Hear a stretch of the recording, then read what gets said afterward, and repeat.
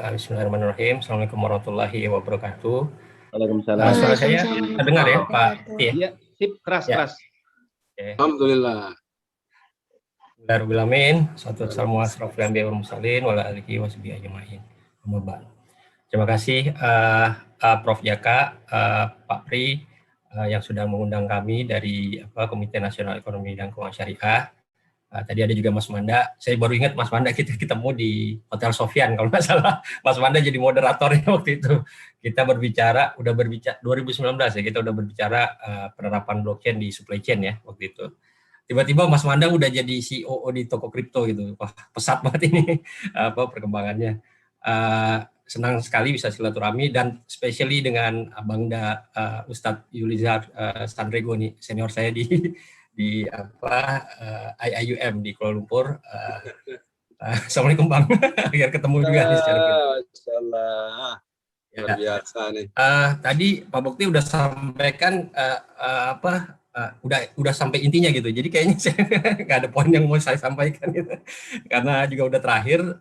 Cuman mungkin saya coba komplement ya apa yang sudah disampaikan tadi Mas Manda, Mas Arif sama terutama dari Ustadz Sandrego terkait dari sisi penerapan cryptocurrency dari syariah point of view-nya gitu ya. Saya izin share untuk bahannya.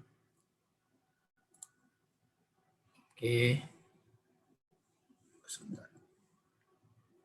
Ini apakah sudah terlihat Pak Bukti? Sudah. Cuman mungkin di slideshow biar agak besar.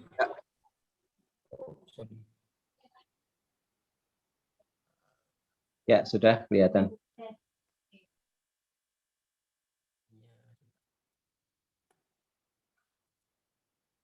Oke.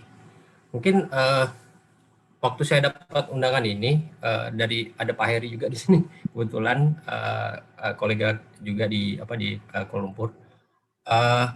Ini memang cukup menarik topiknya mengenai cryptocurrency gitu. Tapi kami juga coba di KNKS Komite Nasional Ekonomi dan Keuangan Syariah itu juga coba melihat dari point of view pemanfaatannya gitu ya. Jadi makanya tema yang saya coba angkat di pagi hari ini mengenai pemanfaatan teknologi blockchain dan aset kripto tadi ya dalam akselerasi pengembangan ekonomi syariah dan industri halal gitu ya. Nah, jadi mungkin sedikit untuk rekan-rekan mungkin yang tidak terlalu ini dengan familiar dengan KNKS. Betul tadi yang disampaikan oleh Pak Bukti, kami ini lembaga non struktural di pemerintahan yang berfungsi untuk mensinergikan pengembangan ekonomi syariah dan industri halal beserta keuangan syariah juga gitu ya, untuk mensinergikan kementerian dan lembaga di Indonesia melalui kebijakan gitu ya dan program-programnya. Nah, jadi kami kalau boleh dibilang ini lebih kepada provokatornya gitu ya, memberikan rekomendasi-rekomendasi yang afirmatif terhadap pengembangan ekonomi syariah dan industri halal. Nah, kebetulan ada 4 tugas kami yang diamanatkan melalui Master Plan Ekonomi Keuangan Syariah, dan kebetulan saya bukan di jasa keuangan syariahnya gitu ya, dan diminta untuk memberikan ya sharing mungkin ya, sharing pemikiran di forum yang yang sangat berharga ini. Nanti kita bisa diskusi. Nah, saya ada di pengembangan industri produk halal, jadi ada juga pengembangan industri jasa keuangan syariah, dana sosial, dan perluasan kegiatan usaha syariah. Nah, tadi sudah disampaikan juga oleh Pak Bekti, Ketua Umum dari KNKS itu adalah Pak Presiden, Ketua Hariannya Pak Wapres, dianggotai oleh 16 menteri dan kepala lembaga ya, termasuk MUI, BI, OJK, LPS, Kadin gitu ya, yang di luar kementerian. Dan sekretariat kami ada di Kementerian Keuangan gitu ya. Nah, mungkin ini struktur yang terbaru setelah dikeluarkan PP nomor 28 tahun 2020 gitu ya. Jadi diperluas, yang sebelum ini kami fokus pada keuangan, tapi ternyata ya keuangan syariah itu porsinya stagnan gitu ya. Jadi ada kepentingan kita untuk bagaimana membangun linkage antara keuangan syariah dengan sektor realnya ya, terutama industri halalnya. Makanya dibentuk Perpres ini. Nah, mungkin sebelum masuk ke pembahasan agak detail gitu ya. Jadi di sini saya coba kategorikan gitu ya, atau kita coba mapping gitu ya. Karena kadang-kadang istilah ini dipakai secara secara bergantian gitu ya, baik itu komunikasi di masyarakat atau masyarakat dengan lembaga dan lain-lain gitu ya. Jadi mungkin berdasarkan tadi pagi yang setelah 2 jam ini kita berdiskusi, kayaknya kita udah sampai pada satu page gitu ya, satu pemahaman yang sama tentang apa itu cryptocurrency gitu ya. Cuman ini saya coba ambil dari pemahaman secara universal ya, jadi bukan di Indonesia gitu ya.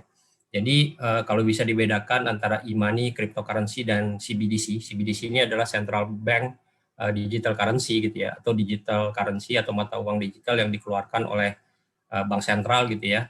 Ini harus kita pilah-pilah apa perbedaannya gitu ya, atau apa persamaannya. Nah, kalau dari e-money yang keseharian mungkin kita pakai gitu ya, yang udah ada sekarang, seperti ya Link Aja, seperti OVO, seperti GoPay dan lain-lain, itu adalah bentuk dari e-money gitu ya, yang dikeluarkan oleh komersial bank atau perusahaan fintech gitu ya, yang diatur juga oleh Central Bank melalui peraturan Bank Indonesia gitu, sebagai otoritas penyelenggara untuk digital payment, untuk payment di Indonesia gitu ya. Nah, purpose-nya apa, tujuannya apa e-money itu digunakan? Kebanyakan memang untuk alat pembayaran ya, tetapi dilakukan secara melalui platform digital. Nah, store value-nya apa yang ada di wallet kita ya, atau di e-money kita itu apa sih? Yaitu ada fiat currency atau mata uang yang diakui secara undang-undang, yaitu rupiah gitu ya. Kalau misalkan di Indonesia ya rupiah gitu yang diakui.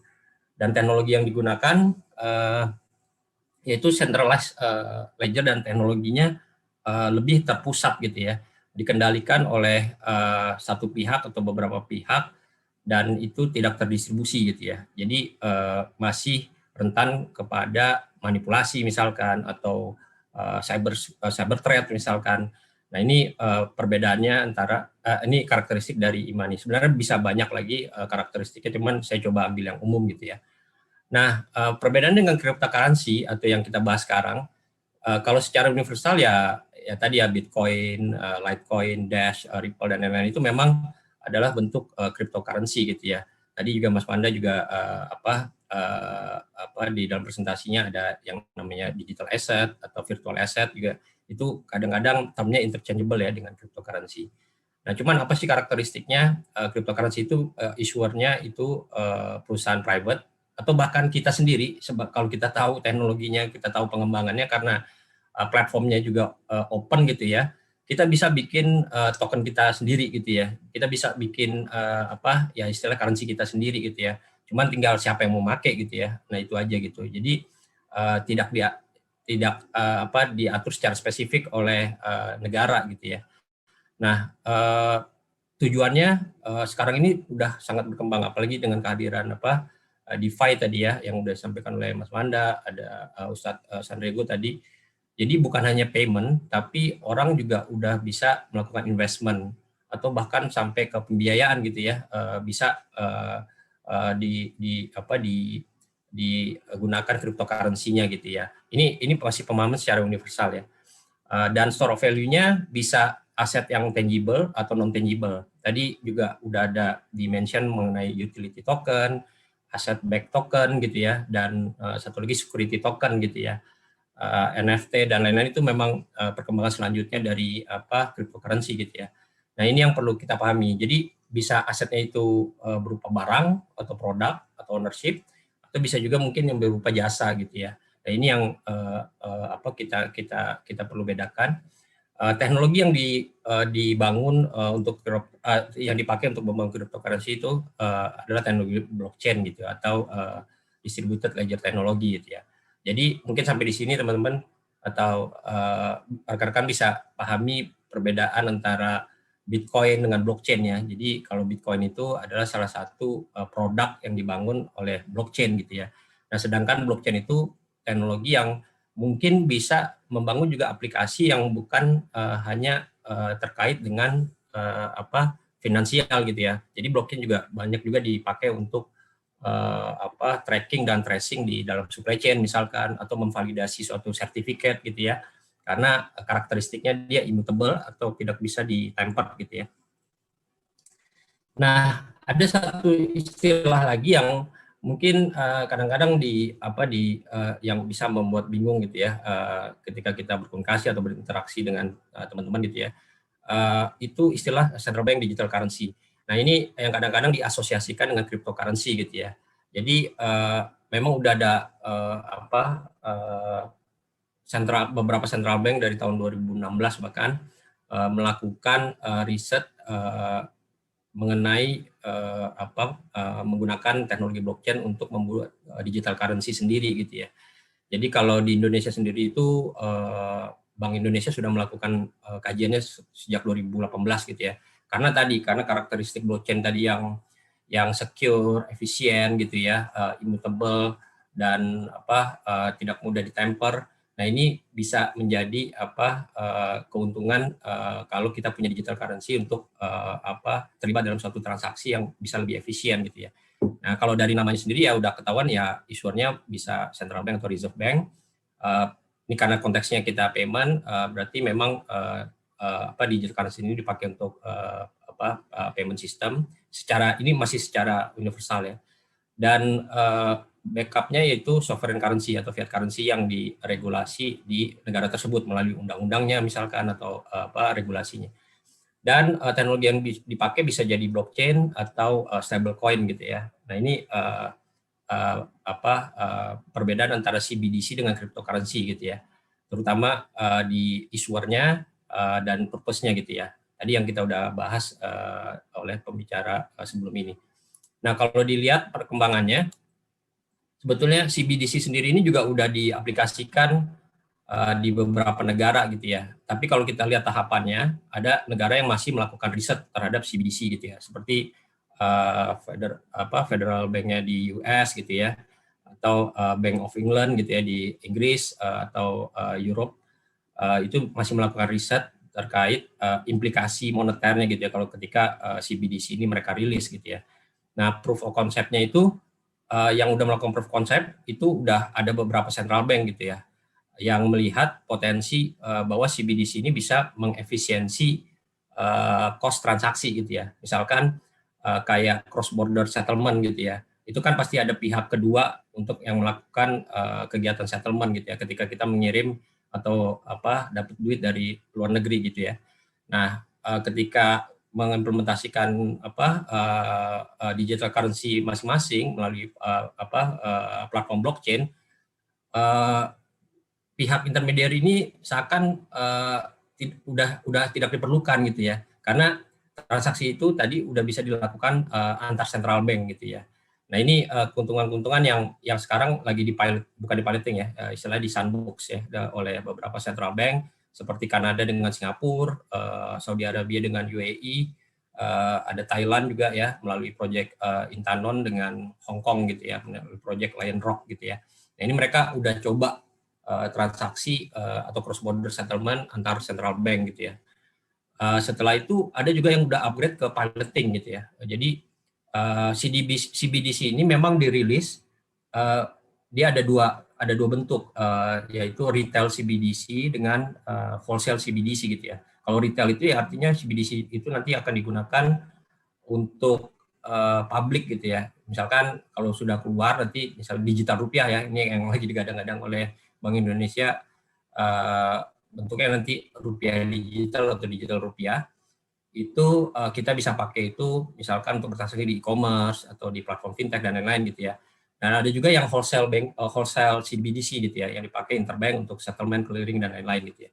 Nah, ini pilotingnya udah ada beberapa negara yang melakukan itu, artinya mereka udah rilis secara terbatas untuk mengkomplement peredaran uang yang sudah ada gitu ya, seperti di Cina, Ukraine, Sweden gitu ya. Dan bahkan ada yang sudah live tadi mungkin sempat Ustaz Sandiago sebut di Amerika ya, di Bahamas ya. Bahamas dan Kambodia, negara tetangga kita itu sudah punya digital currency dari central bank mereka. Nah, jadi sebetulnya di sini bisa kelihatan banyak central bank yang sudah jalan memanfaatkan teknologi blockchain untuk mengeluarkan digital currency mereka gitu. Nah, cuman permasalahannya sekarang seberapa urgent kita mengeluarkan itu gitu ya. Tadi juga ada paparan dari Mas Panda bahwa di Indonesia itu kayaknya memang masih banyak unbank dengan underbank community ya, yang belum tersentuh dengan layanan keuangan gitu ya. Nah, di beberapa kajian CBDC ini memang bisa sangat populer untuk menaikkan inklusi keuangan terutama di negara yang ekonominya sedang berkembang, underbank dengan unbank community-nya banyak gitu ya. Nah, ini penerapan CBDC ini bisa menaikkan tingkat inklusi gitu ya. Nah, tapi juga ada negara seperti Amerika yang nggak mau beranjak dari riset gitu ya. Jadi mungkin mereka udah merasa financial systemnya sekarang ini udah cukup mature gitu ya. Jadi nggak ada urgensi untuk mengeluarkan digital currency gitu ya, digital currency US gitu ya. Jadi ya mereka berkutat aja di riset gitu ya. Dan atau bahkan ada negara yang memang udah mendeklar tidak akan mengeluarkan digital currency dari central bank. Jadi kayak negara Finland gitu, Denmark terutama, mereka justru lebih takut perusahaan teknologi itu mendisrupsi sistem keuangan di suatu negara gitu ya.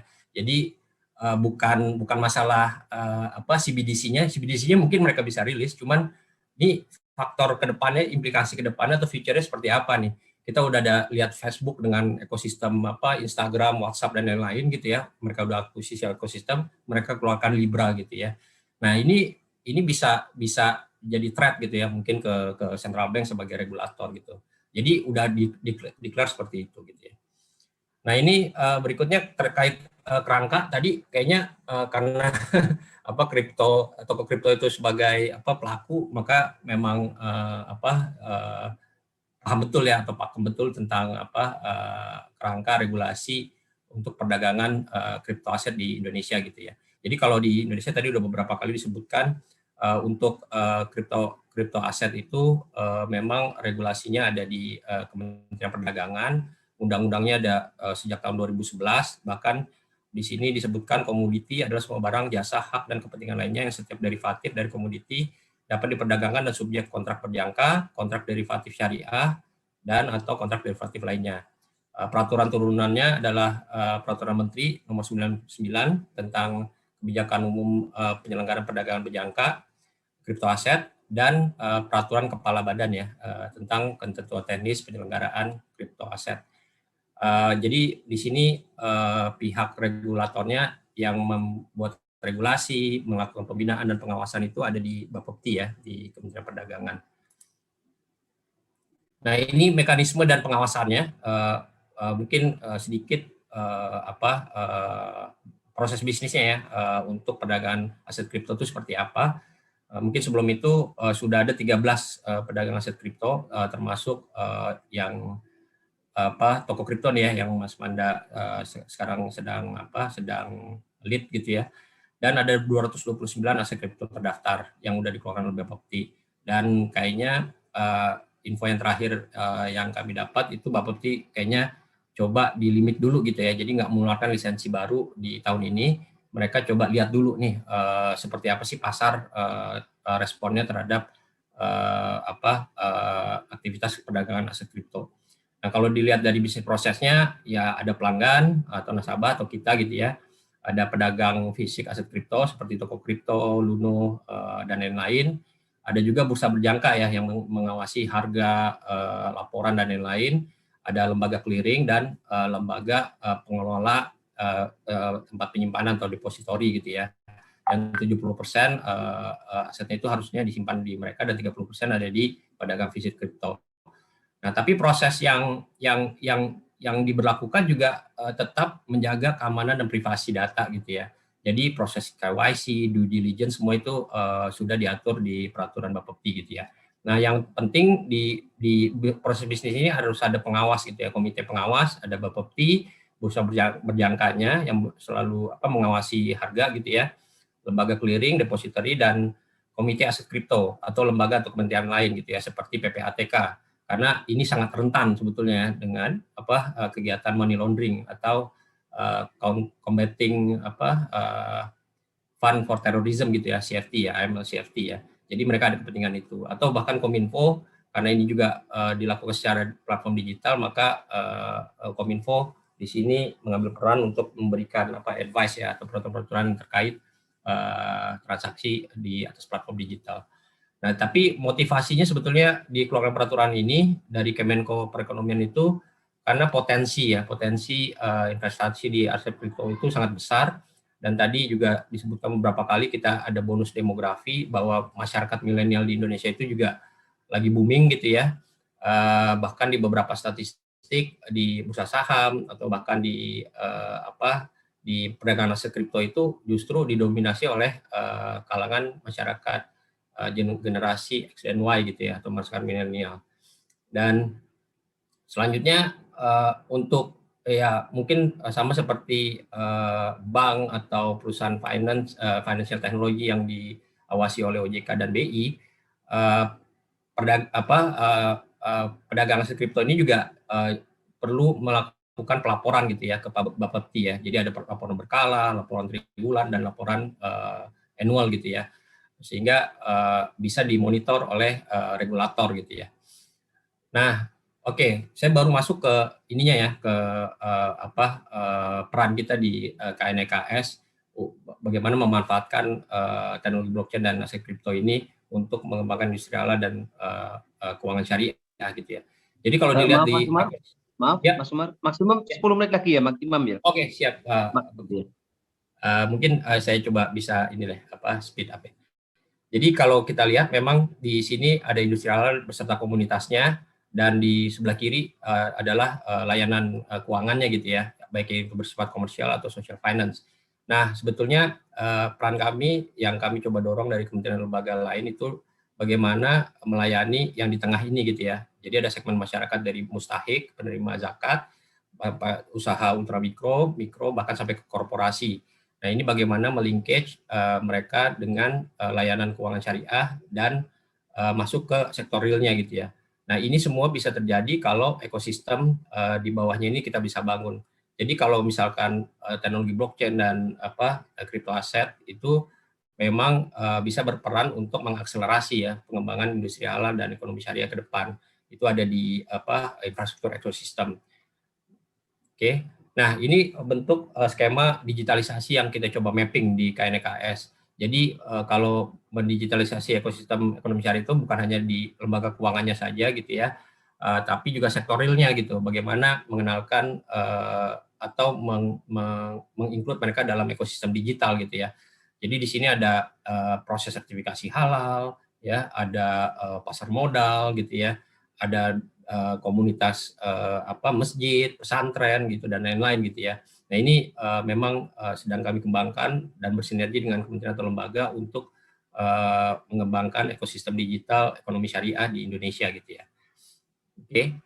Nah, keterkaitannya dengan cryptocurrency atau aset kripto ini sebenarnya sudah ada mapping di Thailand gitu ya, di negara tetangga kita, yang bagaimana melinkage antara CBDC yang mereka udah sedang piloting gitu ya, yaitu Intanon gitu ya, CBDC Intanon, dengan sektor industrinya gitu ya.